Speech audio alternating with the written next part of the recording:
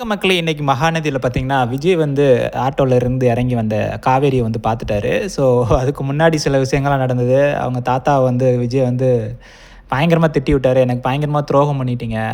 நானும் என் பொண்ணும் வந்து சந்தோஷமா இருந்திருக்க வேண்டியத நீங்க வந்து கெடுத்துட்டீங்க.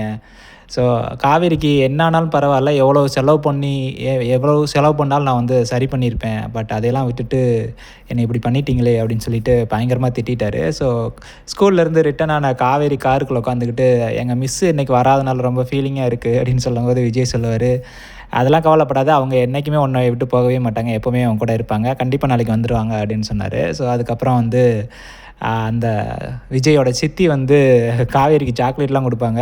விஜய் வந்து திட்டி போட்டுருவாரு. இனிமேல் எங்க பொண்ண வந்து நீங்கலாம் யாருமே பார்த்துக்கிற வேணாம். நான் வந்து அந்த பொண்ண பார்த்துக்கிறேன். இவ்வளோ நாள் நீங்க நல்லா பார்த்துக்கிட்டீங்கல்ல, அதுவே எனக்கு போதும்.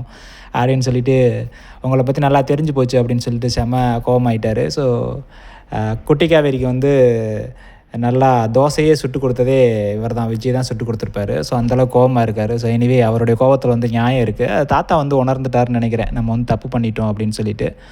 பாப்போம் என்ன நடக்க போகுது அப்படின்னு சொல்லிட்டு. ஸோ, எப்படா காவேரிய வந்து விஜய் வந்து மீட் பண்ணி பேசுவாரு. அந்த பேசும்போது இருக்கிற அந்த கியூட்னஸ் வந்து செமையா இருக்கும்னு நெனைக்கிறேன். ஸோ, அப்போதைக்கு காவேரிக்கு ஏதாவது தோணுமா?